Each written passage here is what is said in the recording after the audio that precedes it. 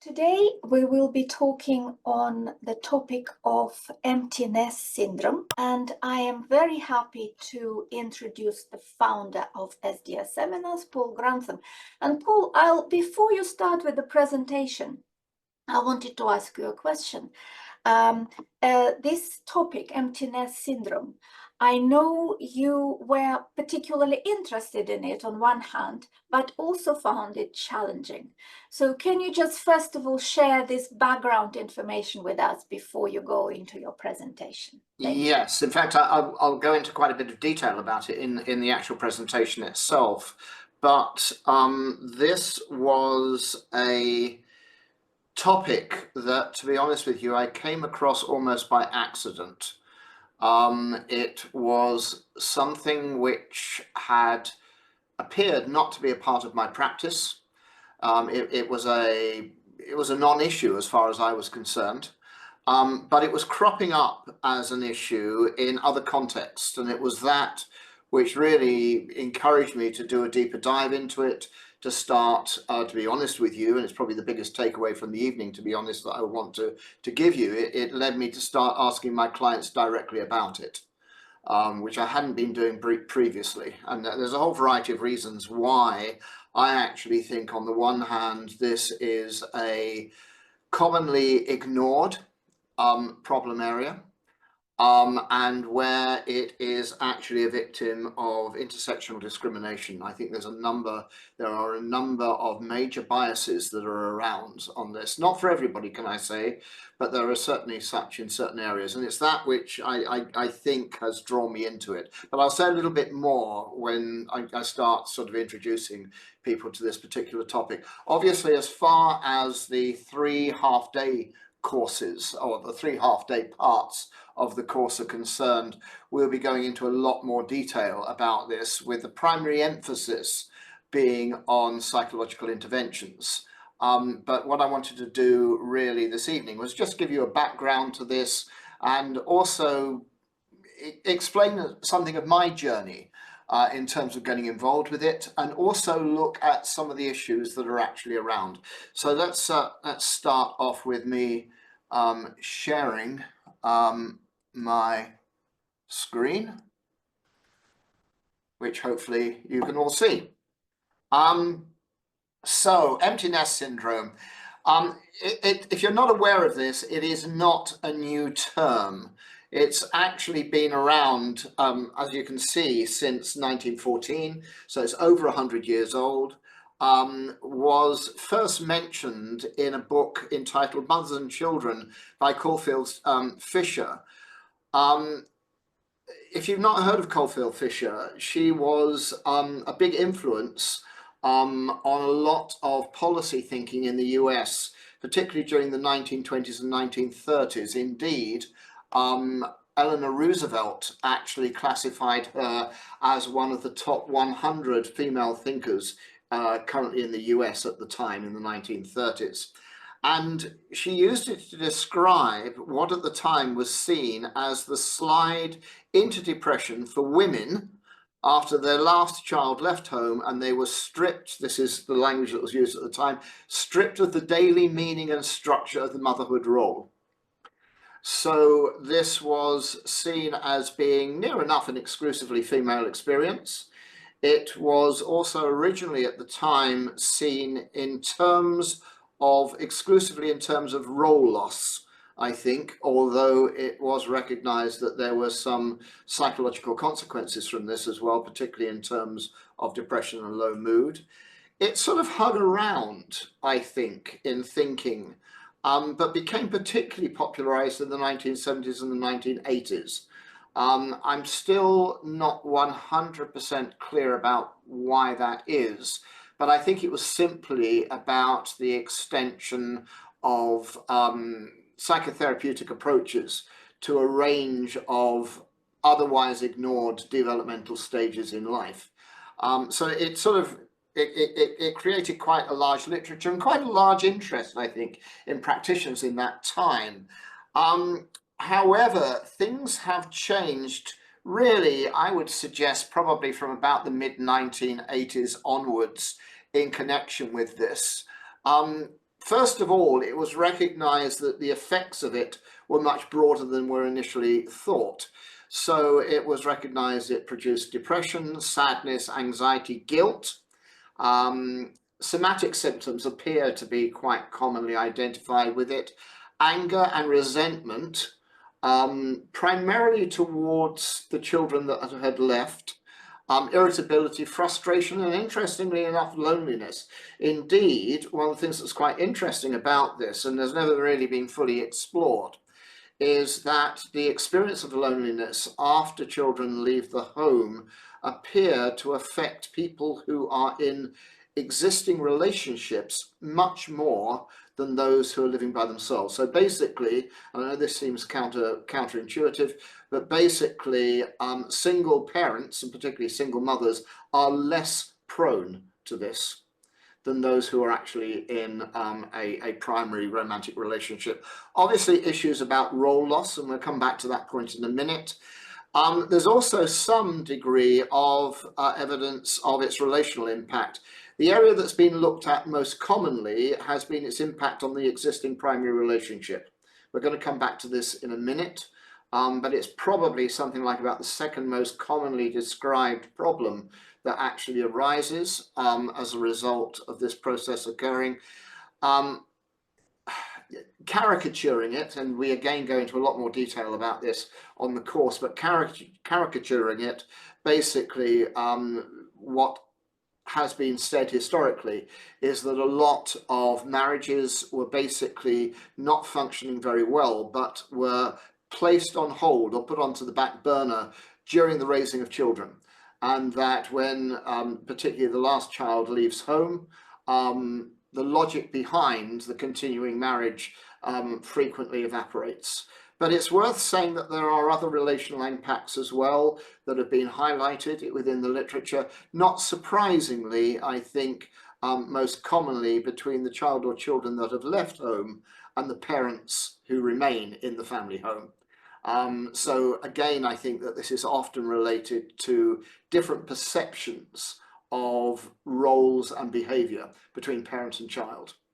A big issue that's around, and we're going to come back to this in a lot more detail, and I think in some ways is closest to the biggest challenge that's around for people who experience this, is its effect on identity beliefs. So we're going to spend quite a lot of time on this in the actual training itself, because identity beliefs, the beliefs I have about who I am as a person, the things that I value the most in the world, the things that make me me, are often some of the most difficult beliefs for people to actually adapt or change. So if my sense of myself has been very powerfully defined in terms of my role as a parent, for instance, and all the assumptions that lie within that when a child is at home, and then finding that the child then leaves and being expected somehow or other to find a new identity for myself, or at least adapt the identity. This out here, which is I think not a big issue, but worth just sort of mentioning, is that you can view this simply as another significant life event, and that with any significant life event, an individual's way of coping, whether it's adaptive or maladaptive, often becomes amplified following a significant life event. We know this, for example, following bereavement, we know it following divorce, we know it following redundancy, and the same here. So very often, what will often occur is that one or both parents will have been natural, for want of a better term, natural chronic worriers, have a natural inclination to ruminate, and then as a result of the child or children leaving home, that tendency to engage in chronic worry or rumination amplifies. So we might have had somebody who had relatively minor to moderate tendency to worry beforehand, and then after this full-blown full-blown GAD, generalized anxiety disorder, after the children actually leave home. So there's a range of effects. Having said that, in more recent years, it's fair to say, and this I think sort of coincides a little bit with my journey, which I'll say a little bit about in a minute, this concept has been increasingly criticized. And I've just got here, as you can see, a couple of recent articles about it.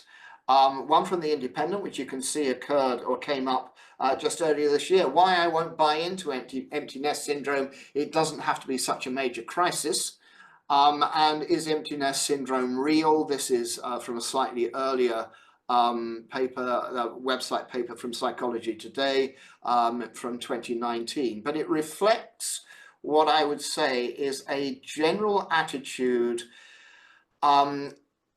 within certain sections of society towards empty nest syndrome. It's not universal, can I say, but it's probably fair to say that within the psychology field, including the academic psychology field, this particular concept has been substantially downplayed. And I would say that that's particularly the case probably over something like about the last 15 to 20 years. And I think it's one of the reasons why I myself was initially quite skeptical about this. I think that there's a number of reasons why that process has occurred. Historically, the primary interest and assumption about empty nest syndrome, or ENS, was that it almost exclusively affected mothers. And I think the assumption was made increasingly from about the mid-1980s onwards, really, that as women entered into the workplace, their identity would not be tied up to the same degree in their child-rearing role.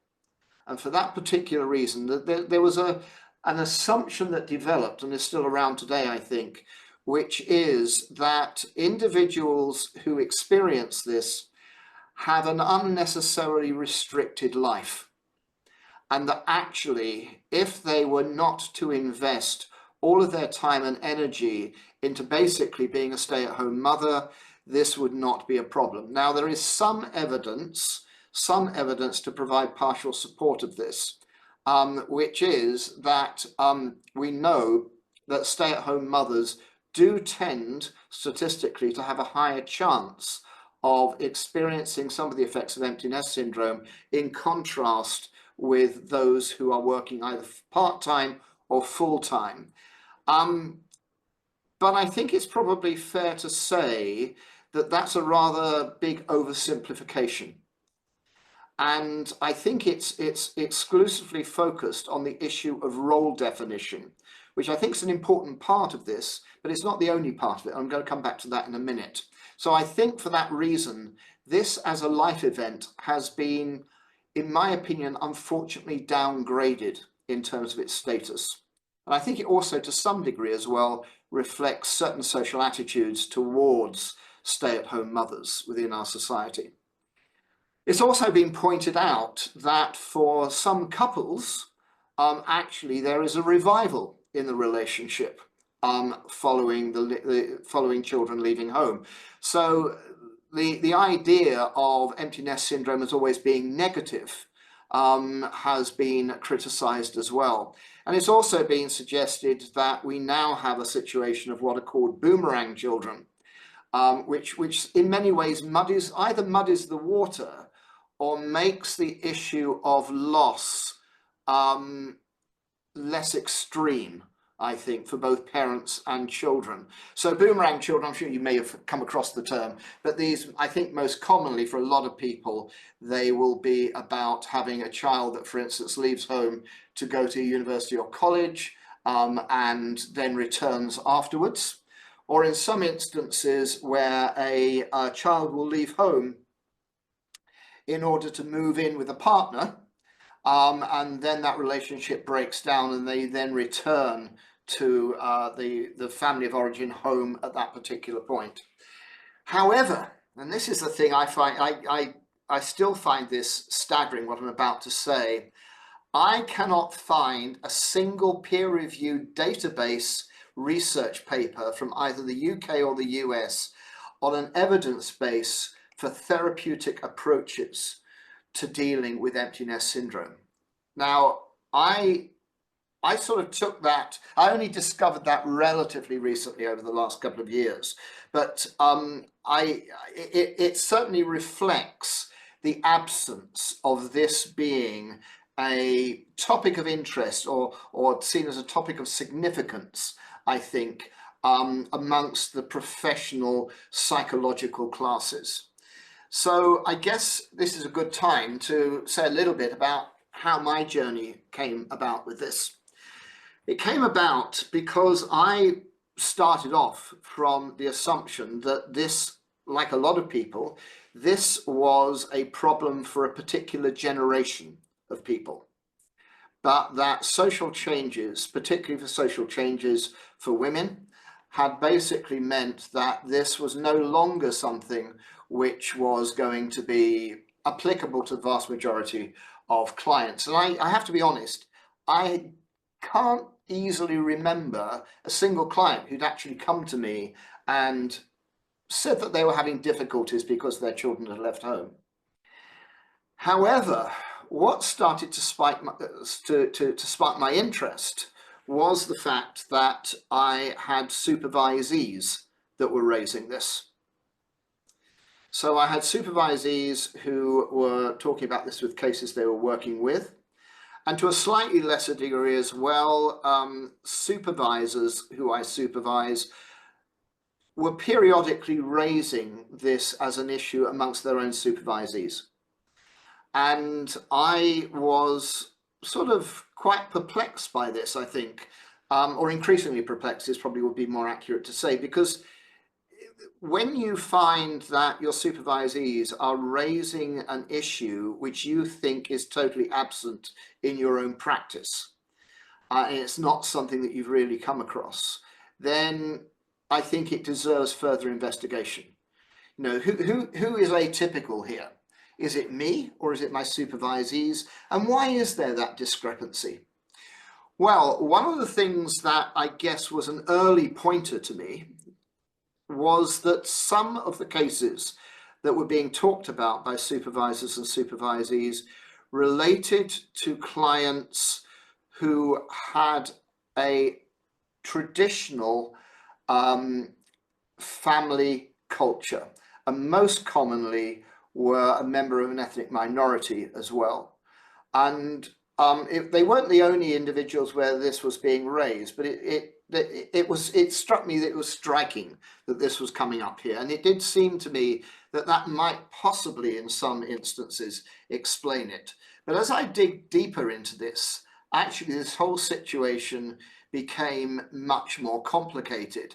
And it increasingly struck me that there was a variety of reasons why this is not being looked at by therapy and counselling professionals, and also why I think clients typically do not spontaneously raise it. You know, if we're working with someone who's experienced a life event, for instance, of a bereavement, that's very common for people to raise it as an explanatory factor in the difficulties they're actually having. But this didn't seem, in my experience, to occur the same way with empty nest syndrome.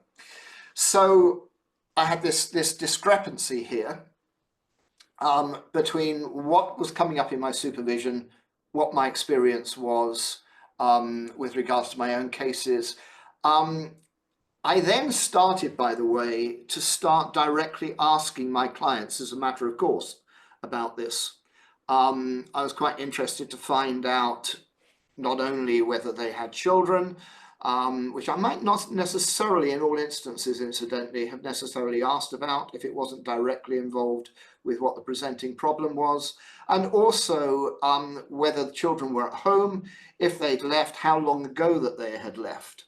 And I think that that was when I started to sort of discover really that I probably would say something like about 1 in 6 to 1 in 7 of my clients who were within an age band of between 40 and 60, were basically had the experience of a child leaving home in the previous 12 months.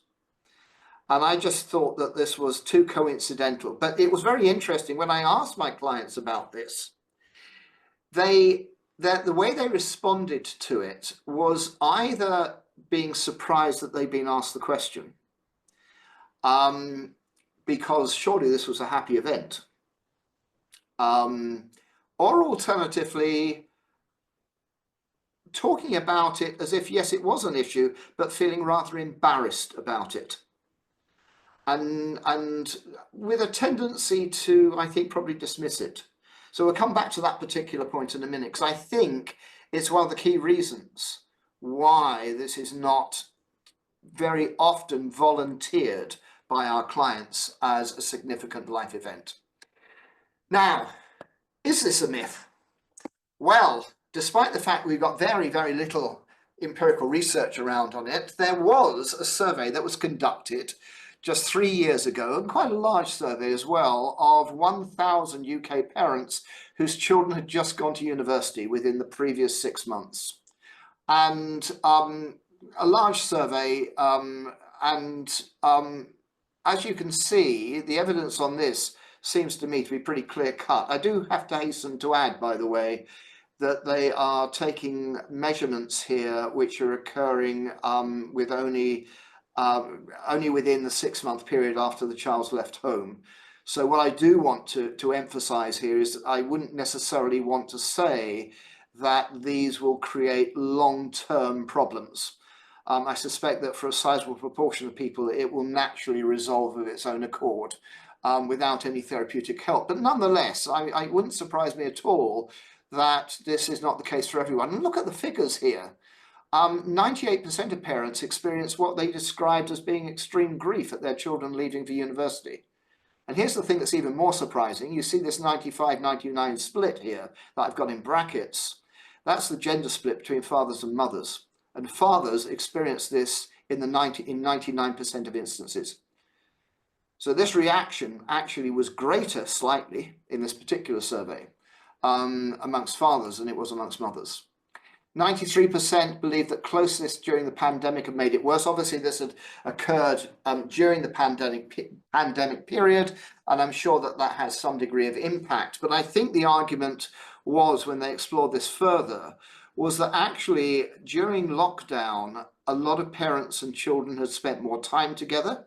Children hadn't been able to socialize, and that somehow or other this had developed a closer relationship between parents and children, so that when the children actually did leave home, this was more of a wrench. I find staggeringly 1 in 6 of those surveyed said that the leaving of the child had led them to question the stability of their marriage or partnership. This doesn't mean to say that they're going to get divorced, but I'm sure that you've heard of you've heard of the grey divorce epidemic, which would certainly coincide with this particular age group. So I'm not suggesting that, you know, 1 in 6 of the population is going to end up getting divorced as a result of this, but clearly it destabilizes something in some particular way and creates change. Over a third found themselves more clingy with younger sibs. So for those children that were remaining at home, it had an impact on the relationship between the parents and the remaining siblings. Just under a third said that they were drinking more alcohol as a result. And nearly all of them were surprised that parents don't talk about it more openly, which brings us back to the issue that I've just talked about, really, which is that this is not a commonly volunteered or talked about issue. Now, what's very interesting about this is what's actually happening here with regards to articles that are published in the academic literature. So this is me tracking through basically from 1963, because these dates, by the way, are the end of each decade period, in terms of the number of articles published on empty nest syndrome, and also the number of articles published on therapy for empty nest syndrome. As you can see, and probably not that surprisingly, the number of articles published lags behind the number of articles on the topic generally. I probably don't find that surprising. What I do find surprising, I think, with this is what the hell's happening here if we've got something like 1,200 articles a year, sorry, 1,200 articles a decade being published on therapeutic interventions with empty nest syndrome, but I can't actually find anywhere at all this being talked about within the literature searches that I was actually doing. Well, here's our first interesting surprise. At least it was a massive surprise to me, because I thought to myself, well, if there is this number of articles looking at the application of therapeutic approaches towards dealing with empty nest syndrome, and yet I can't find any, who's publishing this stuff? And can I just say, what I've got here simply relates to publications in English.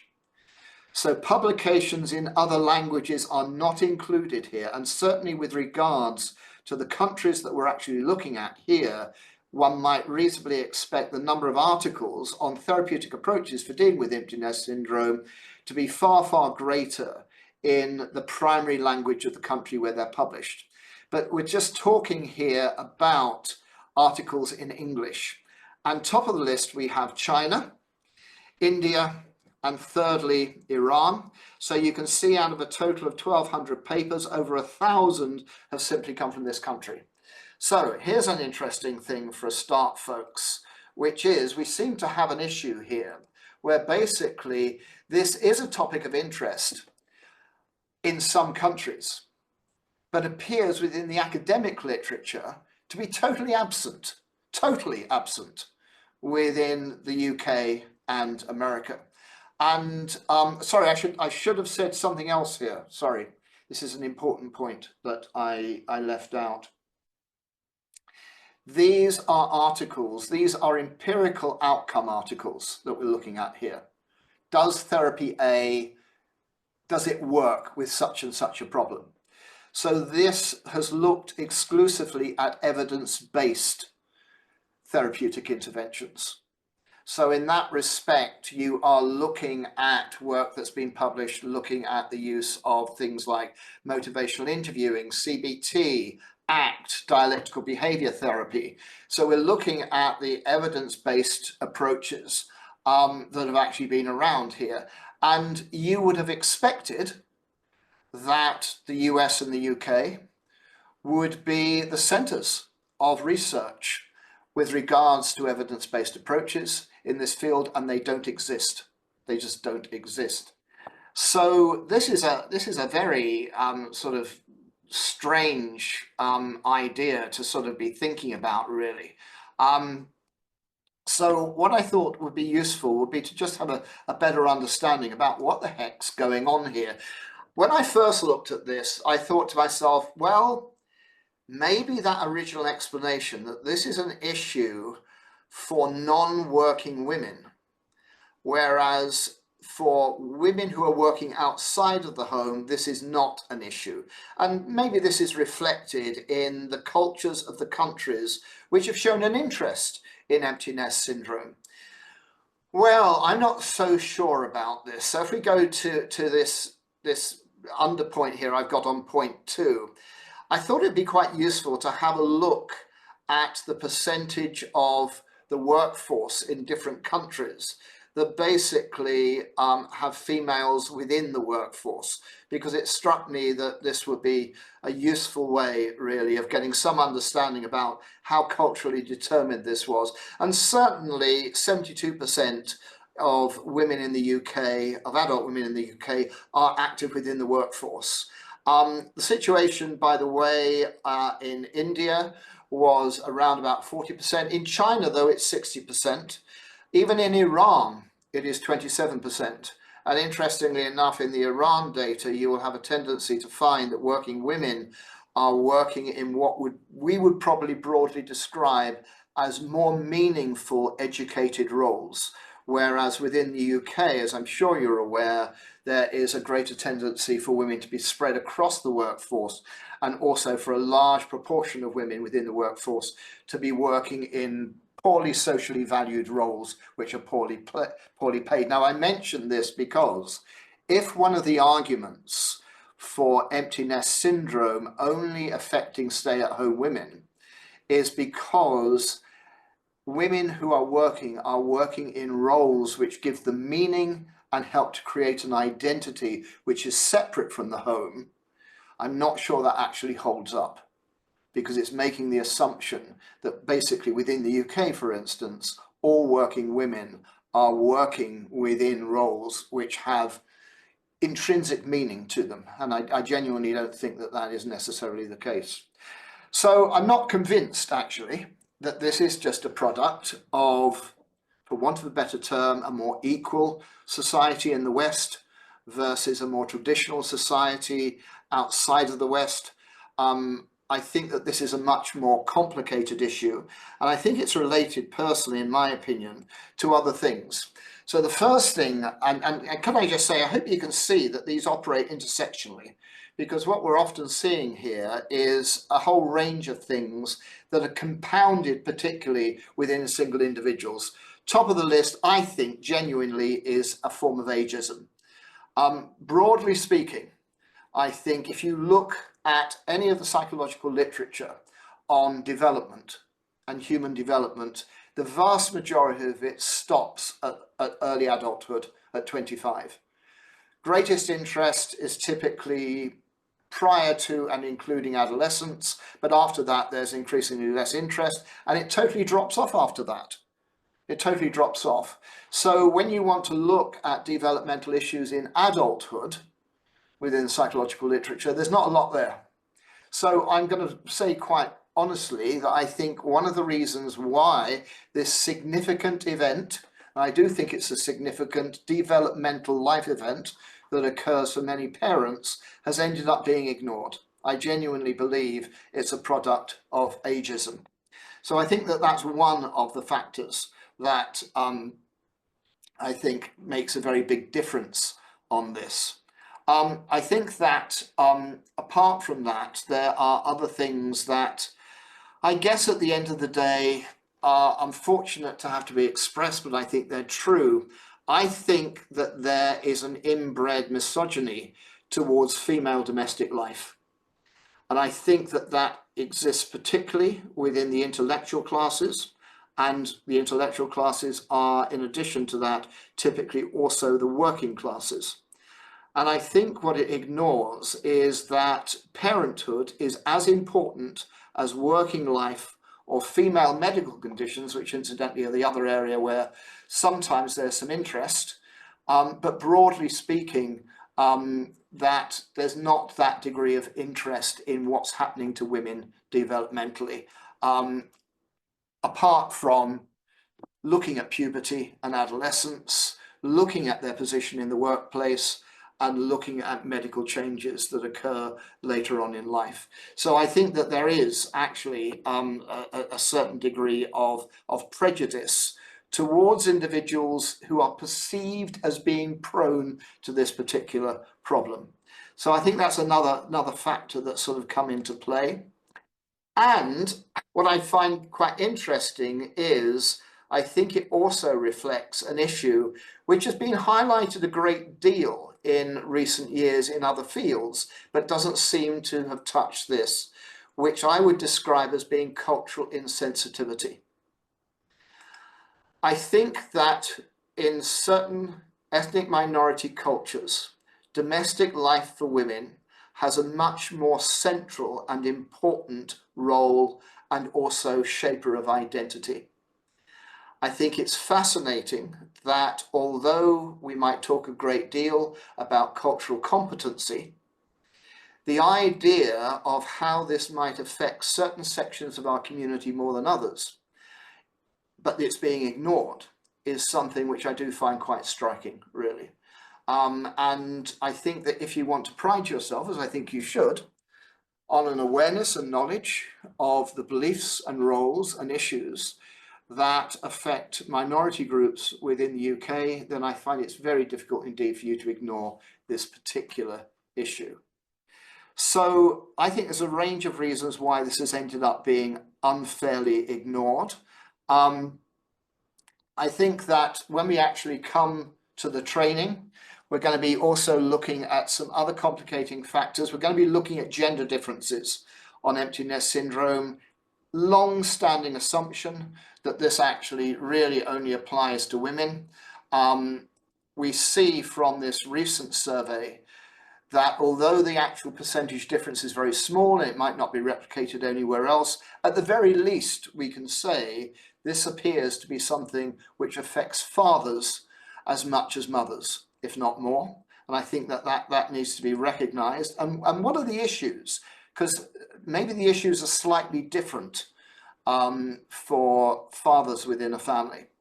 I think another issue that's not been looked at a great deal is the mitigating role of extended families and the impact that this actually has. With fragmentation in society, I think that there's been an erosion of the role that extended families play, and we're going to spend a little time looking at the difference that makes for good and bad. We will spend some time on looking at boomerang children and particularly what the child's experience actually is. Empty nest syndrome has been assumed to be an exclusively parental experience. I'm not sure that's true at all. And unfortunately, it has not been fully grasped, I think, in terms of its impact on children. This is despite the fact that there is good knowledge about the level of mental health problems amongst young people, particularly those who've just gone to university. When we look at the dropout rates from university that have actually occurred, it seems to me quite reasonable to at least explore the potential impact of leaving the family home has had and the way in which it shapes things for young people who have been a part of that particular process. And I just really wanted to finally say some things that about what we'll get into a deeper dive about in the training. I want to leave, first of all, as I mentioned earlier on, this one particular thing which I would want you all to go away with, really, which is to start asking direct questions about empty nest syndrome with your clients. My experience has been, unless you start exploring this, you will often find people don't spontaneously raise it. And I think even when it's raised, incidentally, the connection is not with current problems is not as self-evident to the client as one might think. And again, I'll go into more detail about this on the training, but I think it's got something to do with parental mixed beliefs about what's happened. Putting it bluntly, I think parents believe that they should be happy that their child has left home. In other words, this should be a happy time. The child is gaining independence, etc. And I think the fact that they often have at least mixed feelings about it or negative feelings about it is something which feels embarrassing or taboo in some particular way. And I think that lack of ownership of its impact is something which affects the individual themselves as well as their willingness and ability to actually talk about it. So we will be looking at that. I'll be spending quite a bit of time on issues of role and identity. I personally think that they are the most difficult and tricky consequences of this to actually address. They're not the only ones, can I hasten to add, and I think, as I said, a mistake that's existed in the literature is to assume that empty nest syndrome is not an issue for working women because working women's identity comes from more than one source. Actually, I think that although identity and role are big problems in this field, they're not the only problems. There's also a whole issue around emotional loss. And in that respect, I think you'll see immediate similarities here with what occurs, for instance, following bereavement, apart from a very significant factor, which is, of course, as I've always said with bereavement, the one thing that death has got going for it in terms of its psychological impact is it's non-negotiable. We can't reverse it. Although the person who is grieving frequently is engaging in a psychological process of trying to reverse the actual loss, the reality is you can't. With empty nest syndrome, it's not so straightforward. Not so straightforward at all. In fact, it's a bit like some of the problems that are around with the loss of a primary relationship following divorce, where you have children, i.e., you cannot fully necessarily say goodbye to your ex-partner because you may well still have to have contact with them in connection with your children. But it's even compounded even further with children and empty nest syndrome because of the variable possibility of the children returning to the family home, either temporarily or permanently.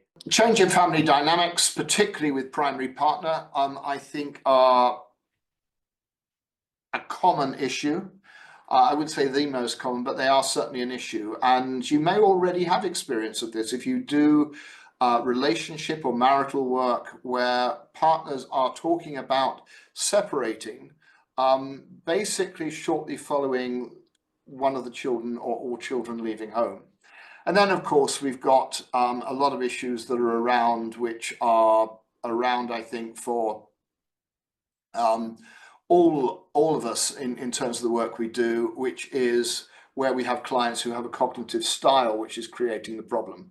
So for any of you who are already familiar with doing work, for instance, on dealing with things like rumination or chronic worry or avoidant behavior, these crop up here. And I don't know how many of you remember who have ever done the introductory CBT course with me, that one of the areas within CBT, which I don't think is necessarily talked a great deal about elsewhere, is the role of what are called compensatory behaviors.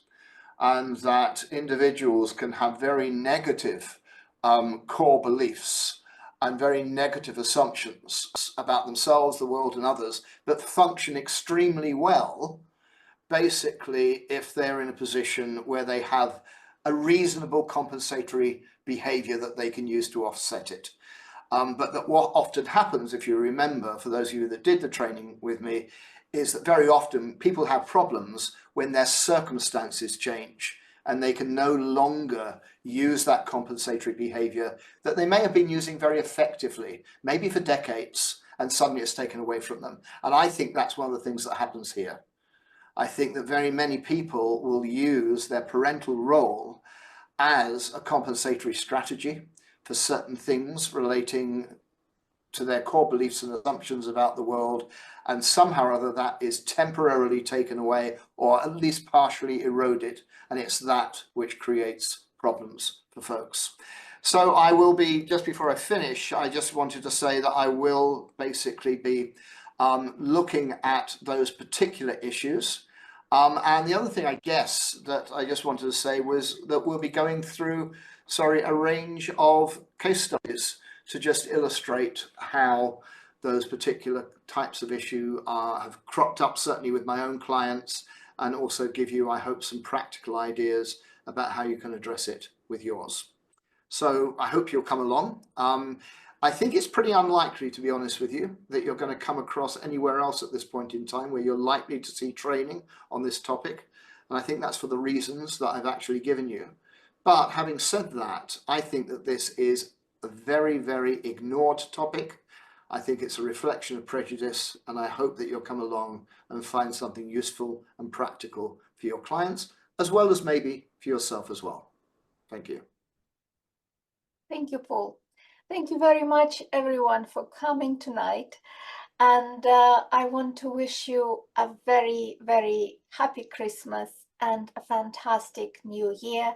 I hope that new year will be peaceful and much more normal, if you know what I mean, in terms of everything going on in our country and in the world. So have a lovely Christmas, and we'll see you next year. Thank you very much. Bye-bye. You can introduce yourself and look after yourselves. bye-bye. Take care. Thank you.